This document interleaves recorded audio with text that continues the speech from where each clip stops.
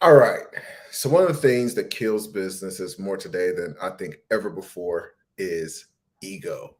And I was having a conversation with my nephew. He's in the process of starting his business and doing some very cool things. And I was just talking about the importance of making sure when you're doing things that you're not doing it based on vanity numbers, and that you're doing it based on things that are going to really drive your bottom line numbers. And today there are more vanity numbers than ever before. When I first got started in business 20 years ago, there just weren't a lot of there was like the vanity numbers that were well, I'll say we're all aware of, but most people don't really consider vanity numbers. Things like revenue. At the end of the day, you can't do much with revenue. What matters is how much profit are you able to generate from the business. Revenue literally can't keep you in business. If you have a bunch of revenue, but the expenses are higher than the revenue, you're out of business. On the other hand, if you have a ton of profit, you're good all day long, even if the profit drops. So it's important to understand, okay, that's really just a vanity number. The question is, how much money is the business actually generating? You look at things like, back then, even raising capital, and it's pretty cool. I was having a conversation with a buddy of mine who's doing actually some amazing stuff in his business. Ron, what's up, big guy? And he was like, "Oh, look at this! This is cool. It's a $4 million raise that somebody had just completed, and they were really like celebrating this $4 million raise." And I'm like, that's cool, but it doesn't. It's a debt. All that means when you raise capital is that now you've got to make enough money to pay those people back their money plus a return. So it's really just a different kind of debt. So it would be the equivalent of like celebrating going out and getting a loan from a bank. It's great, but the real celebration should be, let me go and make some money, and now once I've made a really amazing return, now it's time to really celebrate. And it's funny because I've had a mentor that really nailed that into my head. And my buddy Ron's just like, "Oh, like this is really cool. They raised 4 million." And like my automatic thing is like, "No, that's not cool. It's just a debt."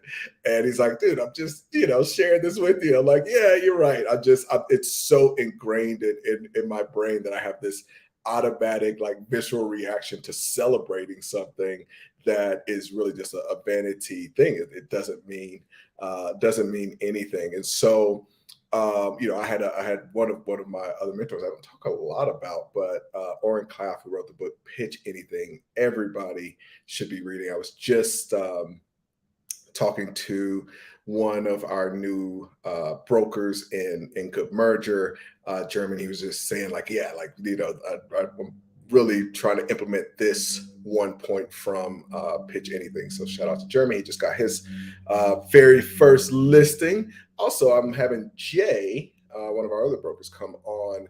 We're going to do an interview. He's got his first seven-figure um, listing. So what we're trying to build is like a system. When I'm talking a lot about franchising, even with Good Merger, and as we bring these brokers in, we're trying to get them into a system where they follow this system and nail it and start doing seven-figure deals, baby.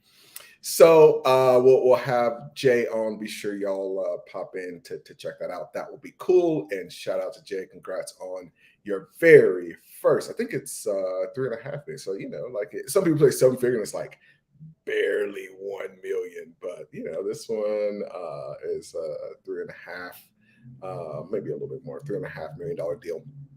So really big congrats on that. But I had a mentor, wrote the book Pitch Anything. Actually lived with him for a little while out in San Diego when we were working on some stuff together.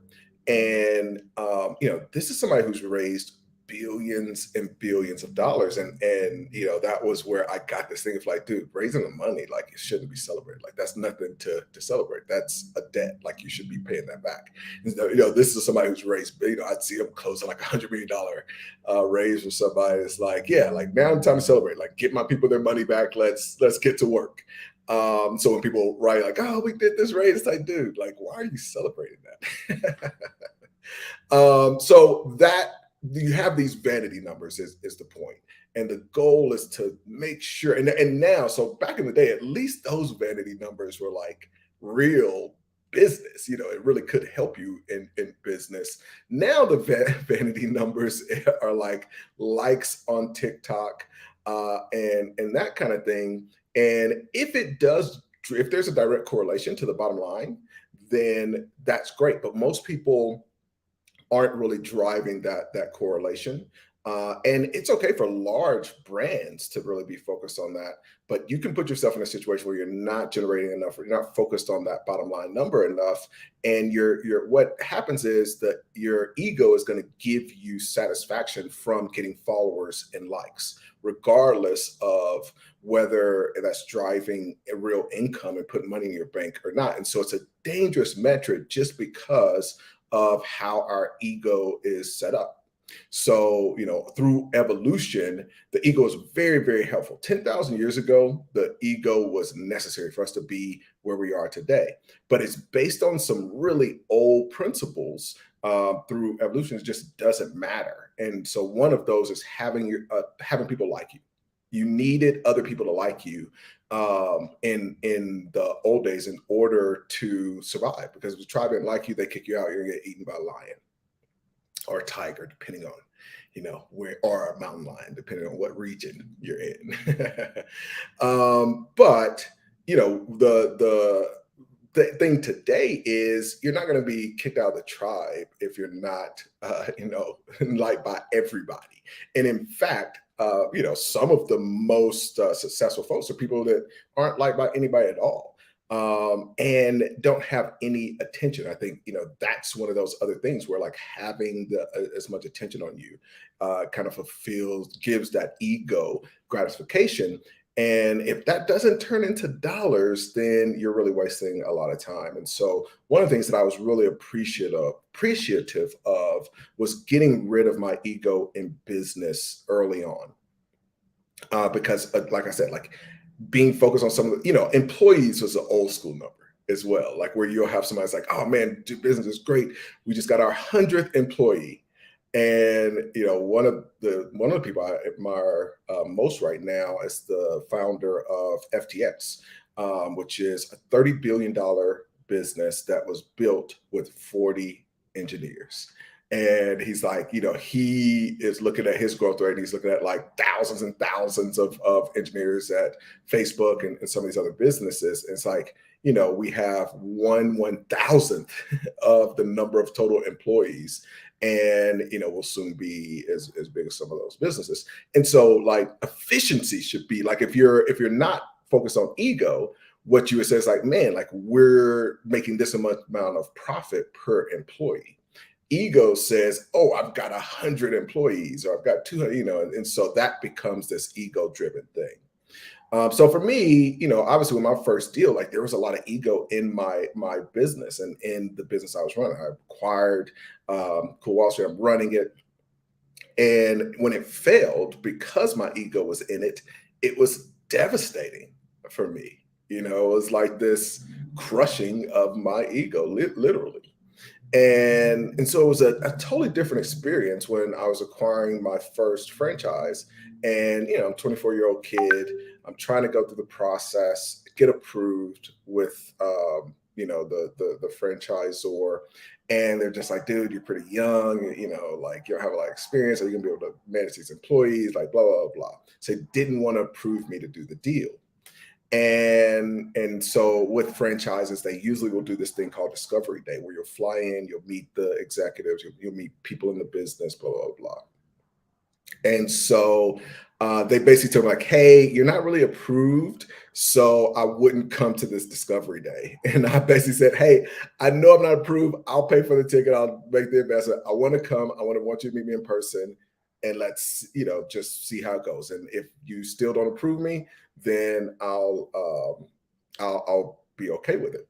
And then one of my other things, like I really want to meet the CEO. The CEO of the business actually was a conglomerate of a bunch of different businesses. So this was just one of the businesses. So it's like, hey, I'm gonna come, I already know that you don't want to approve me. And so like if I could get like 15 minutes just to meet the CEO, like that would also be make it worth my trip because I was impressed by what he had built. So get up there and I get my 15 minutes with the CEO. Kind of told him like, hey, here's what's going on. They don't really want to approve me. Kind of told my story and like I'm gonna be focused. And he was like, here's the problem. You're an entrepreneur, you're coming in and you're young. So you have the combination of a young person's ego, because young people a lot of times think they know everything, they've got the plan, and you've been an entrepreneur, so you're going to want to come up with your ideas. And so that really, and all the my main factor in talking to the executives of the company I went to, the brand I was trying to do this deal within, um, their concern is like you're not gonna listen, and that you don't have enough maturity to let your ego go and just follow directions, follow the system. The system's proven, and so he was basically like, if you will guarantee me that you'll remove your ego from this process, then I'll tell them to approve you. And I was like, I give you my promise. If anything happens, we didn't do this, but I was like, if you want to put it in the contract, and if I don't, follow through, then y'all can just have it back.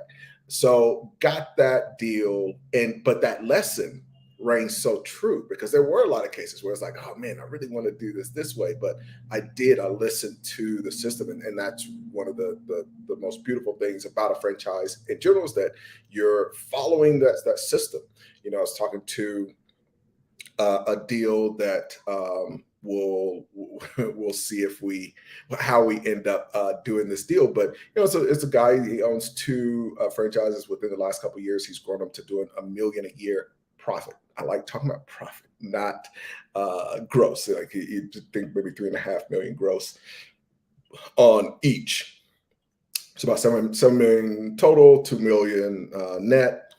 And he was able to do that, but he mastered the system and then just took it to its max level. So he's one of the largest in that particular unit. So we're looking at doing something with him. I won't go into details, but yeah, just very, very cool to be able to follow a system and do that. But it takes getting rid of ego. But I think even for those of you that are watching that are starting a business or trying to do an acquisition, whatever, the more that you can remove your ego from that process, the better you're gonna be.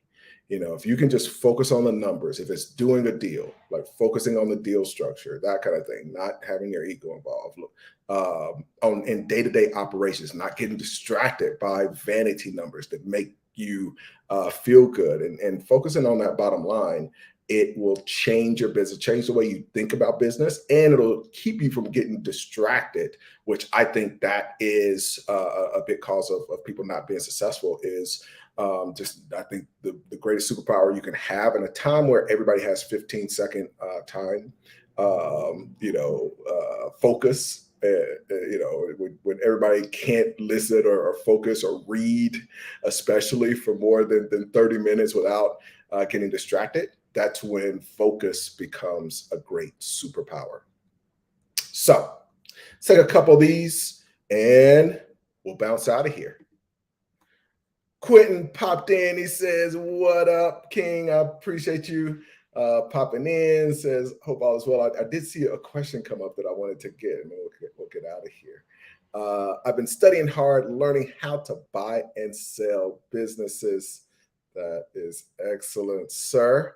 All right, so here's the question I found. Do you have any resources you can pass along for new people? So 100%. One of the things is going back through a lot of the videos that are here. Like I think today we look at the most recent videos and we kind of focus on what is the most recent thing, as opposed to going back. So with this, there's all the lessons are timeless. So it's not like, okay, the most recent thing is news or something.